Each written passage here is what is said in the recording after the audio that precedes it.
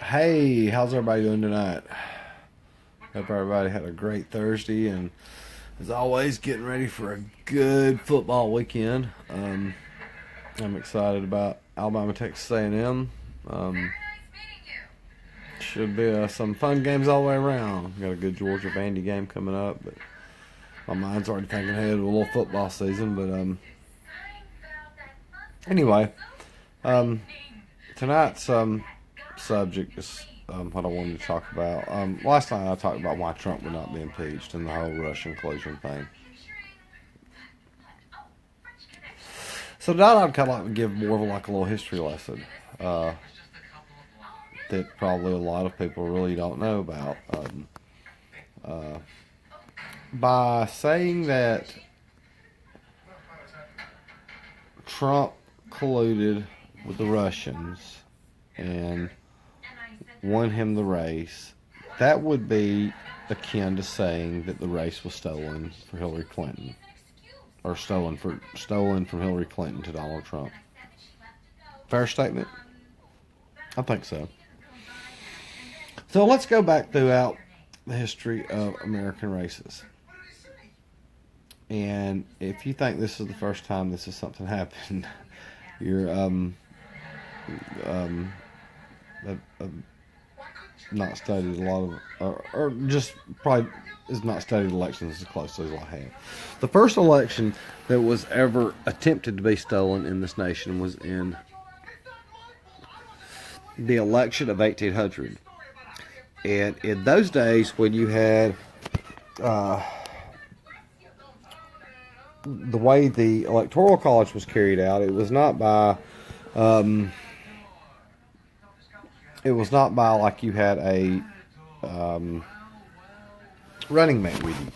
You had somebody that was on like the same side, but you had multiple candidates, and the way it always would be was each person cast a ballot. Well, they didn't cast in today's election cycles. You cast an electoral ballot for the president and the electoral ballot for the vice president. Well, in those days, you didn't cast a president or cast a vote for both. You just cast an electoral vote. So I believe there was a deal worked out between Andrew Burr and Thomas Jefferson where Burr would Jefferson would secure the votes, one person would sit out, and Burr would become the vice presidential nominee. Well, once they got in there and started voting, Burr attempts a coup. And Burr goes and his person doesn't drop out. So at the end of the first balloting, it's deadlocked. I think it was 77 votes to 77. And it went 35 or 36 ballots, I think, before Jefferson was finally declared the winner. So that was the first time it ever happened. The second time it ever happened was in the election of 1824, and you had Andrew Jackson, you had John Quincy Adams, who I believe was the sitting Secretary of State, and in those days, the road to the presidency was the Secretary of State. If you became Secretary of State, you was going to be president. And then you had, let's see, so you had Jackson, and you had John Quincy Adams, and then you had, I believe it was Henry Clay, and may have been Daniel Webster from up north, or it could have been John C. Calhoun. I really don't remember who the fourth candidate was. But Jackson led the popular vote by about 4%. Well, I think he had about 28% of the vote. And he had a large lead in the Electoral College. Well, Henry Clay. Henry Clay was the third candidate. I can't remember who the fourth was. Well, so in those days, what happened is you took the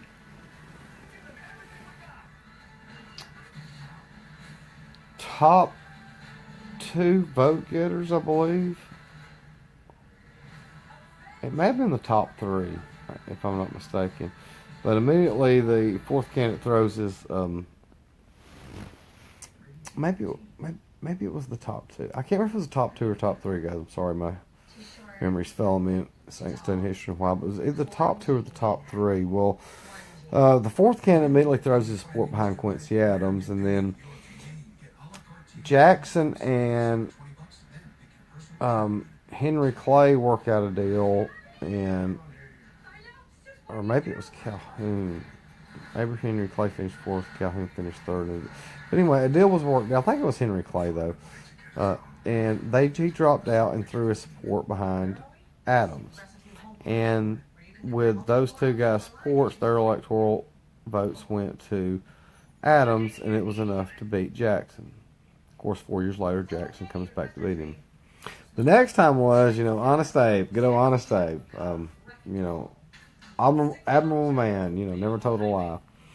Well, the chosen candidate by a guy named was it Boss Teague? No, it wasn't Boss Teague. Boss Teague was later on, and I think this guy's name was Tidwell, or it was something like that. But he was the Paul Manafort or something. He controlled the establishment. Well, the establishment wanted Seward, and the Lincoln people had some people there. Well, the Seward people were so confident of victory on the first ballot that, they stayed out all night partying. Well, the Lincoln people went out and they printed up fake ballots, fake delegate passes, and they passed out to all their people. Well, the Seward and them had a big parade downtown with the band playing and everything, and they get there to take their seats. Well, they found their seats have already been taken by fake passes. So the majority of the Seward voters went out, and it went like maybe 7. It went a lot of ballots. Okay, it went a lot of ballots, and Lincoln was finally declared the winner. So Lincoln stole the nomination from him. The next time a race was stolen was in 1876. It was between the governor of New York, Samuel J. Tilden, and Rutherford B. Hayes. Well, Samuel J. Tilden was 1 electoral vote short of being president.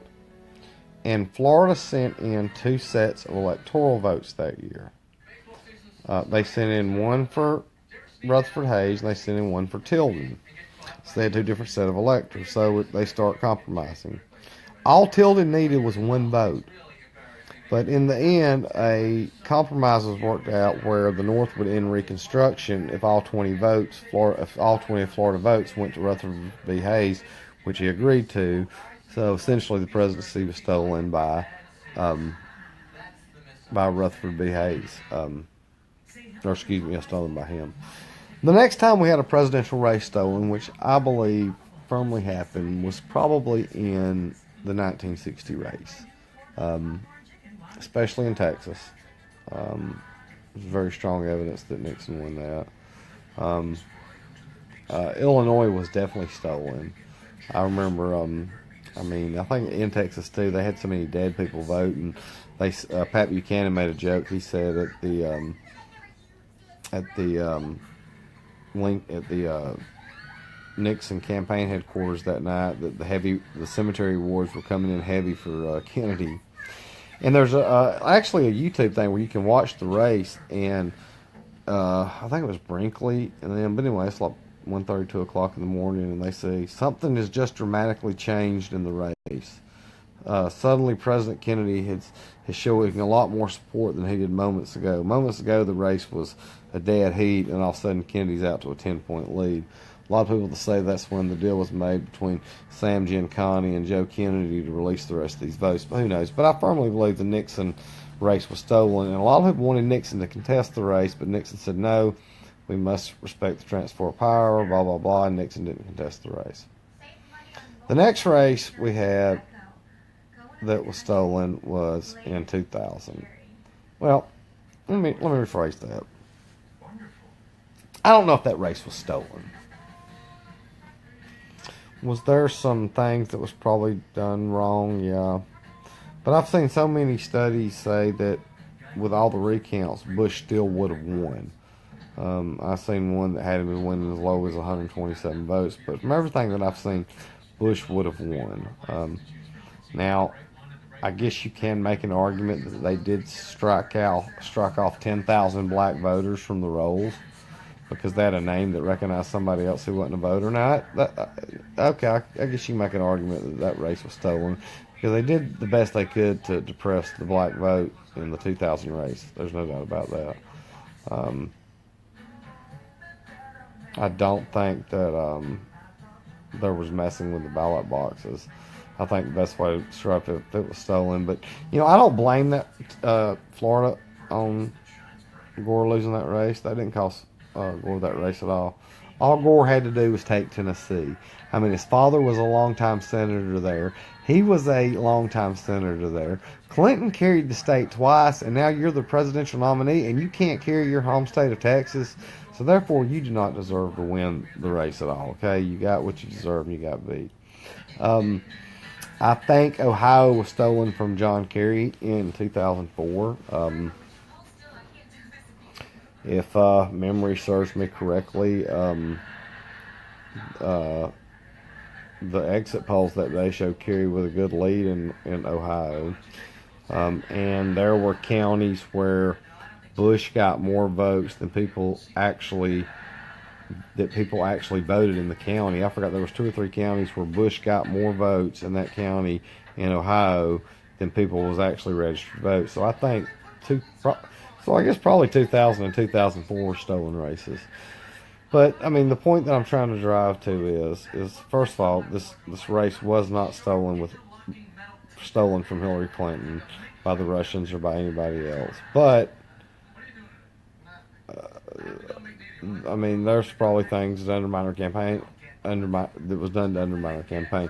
But the race wasn't stolen from her. And if by some miracle some smoking gun appears, which hasn't in 10 months, is not going to, people can prove that, they stole the race from her and jacked these boxes. Well, guess what? It wasn't the first time in American history that races were stolen. And it probably won't be the last time a race in American politics was stolen. We've had, an incident in Alabama one time in a governor's race where a guy was easily projected to win. I wouldn't say easily projected to win, but he was projected to win. And the first reports coming out that night, they said based on returns on Jefferson County, I'm not going to call it the county.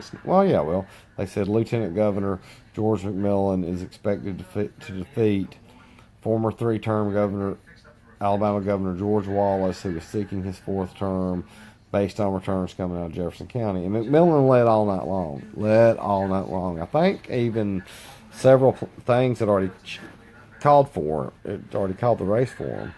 Along about 2 o'clock in the morning, McMillan's got a decent lead, and then the votes just shift. And it's like almost a tie, and then by 2:30, Wallace is overtaking him, and they've had to recount and change it. And they said there was an extra story. Wallace went to bed, and if they'd called it, his longtime press secretary, Billy Joe Camp, came in there and said, well, Governor, I'm sorry to tell you, but you're not governor anymore. And they said Wallace went back to sleep, and about 2 hours later, they woke him up and said, congratulations, you're governor again. And then the Baxley-Graddick race of 86, when it was basically stolen from Graddick, he won the nomination, Baxley contest, just because of crossover voting, which it's a long story that I won't get into. But races are stolen throughout this country. They always have been, they always will be. Personally, I don't think Hillary Clinton's race was stolen from her. I think this is all just sour grapes by the Democrats and the people who hate Trump. It would be ludicrous to think that they was able to swing 5 states, steal 5 states from somebody. You're talking about you'd have to know which precincts to go into, which ballot boxes, to take votes out of. You would have to be so choreographed. There's just no way that happens. So no, the race was not stolen from Hillary Clinton. And no, the Russians didn't influence it. I mean, sort of proving the Russians really wasn't trying to influence it anyway. Anyway, I've made a video about that. But anyway, guys, sorry I rambled like I always do. But I guess my whole point of the night was, his elections are stolen in this country all the time. But unfortunately for you anti-Trump people or pro-Hillary people, the race was not stolen from your candidate. She lost fair and square. And she needs to quit blaming everybody but herself. She ran a horrible campaign. She didn't, the race wasn't stolen from her. She lost it fair and square. Now, got to move on. Anyway, guys, hope y'all enjoyed the video. See y'all back soon. Y'all have a great evening.